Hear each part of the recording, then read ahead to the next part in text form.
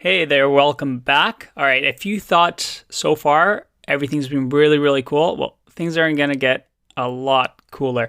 We're going to be talking about the internet backbone. So we recognize this because I've been talking about it for the last couple of lessons. But some of you may have had a question that is, what do the arrows mean? I mean, it's kind of like magic, right? I just told you that we send off the IP address to the servers. The server responds with some files, but this is just magic. Like, what do these arrows mean? So we're going to talk about that in this lesson.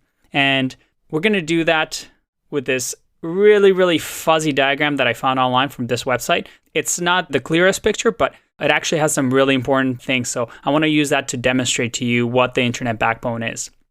So some of you know the way we connect in our homes, at a coffee shop, or at work is we usually have Wi-Fi, or maybe sometimes we still have people that are using Ethernet cables and connecting through those. But for now, let's just focus on the fact that we have a home and we have Wi-Fi, and this Wi-Fi essentially gives us internet from the router. You can see this little person over here working hard with the router next to him. And this router is connected all the way to something called a modem. And this is something that if you ever signed up for internet or changed providers, you most likely had somebody come to your house and install something. And that's this box over here that essentially allows the ISP, the internet service provider, this big building over here, we remember that, to connect to it. So this modem has these signal towers that transmit signals of, google.com, and it receives these messages. And then this is why I picked this image, just because I think it's incredible. You see this wire that is connected all the way to the ISP, and then the internet service provider, the ISP, is connected to this magical blue cable that is the internet backbone. And something that's really important in this image is the fact that there's Wi-Fi, which is over the air, but at the end of the day, everything is kind of connected through cables. So some of you, or many of you, or all of you might be wondering, what the hell is this internet backbone thing? Sounds cool, but this kind of vexed. So I found a really, really cool thing that we can do together. I'll post this website in the notes after this lesson, but if you go over here, you actually see the internet backbone. So let's say we're in Brazil and we wanted to search google.com. Well, from Brazil, from our home, through Wi-Fi, it connects to our router, to our modem, and then all the way to our internet service provider. Let's say it's internet service providers over here. And then through cables, it connects all the way to, let's say, this point over here. And let's say for now that the Google servers are located somewhere in Portugal over here.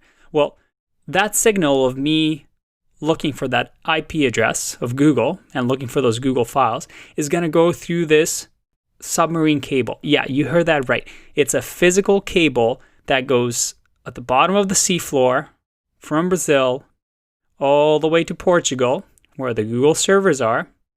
And then the Google server says, yep, I got those files. Here they are. And sends it all the way back through the ISP, all the way back to our house. Isn't that cool that there's physical cables that are connecting and creating this internet? So, there are times where somebody destroys or something happens where these cable connections are cut off, and you sometimes lose internet connection that way. But yeah, the internet backbone is literally just this network all over the world of connected cables so that we can transfer these files all over the world.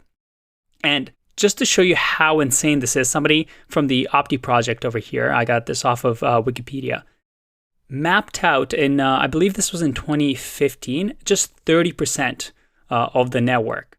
And you can see over here that each one of these dots is an IP address. So a computer that is connected to another computer that is connected to another computer. And that's the internet. The internet is just all these connected computers that are just transferring files between each other.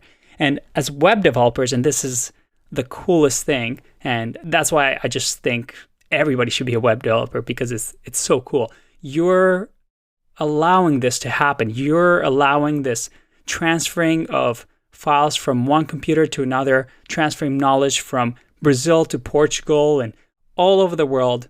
And you get to be part of it. You get to be part of this network and you get to evolve. When this picture of the internet came to me, I knew that this was the career for me. So hopefully that gets you excited. In the next section, I'm going to show you something really cool, traceroute, before we finish up the lesson and we get into the next sections. So hope that was cool. See you in the next one. Bye-bye.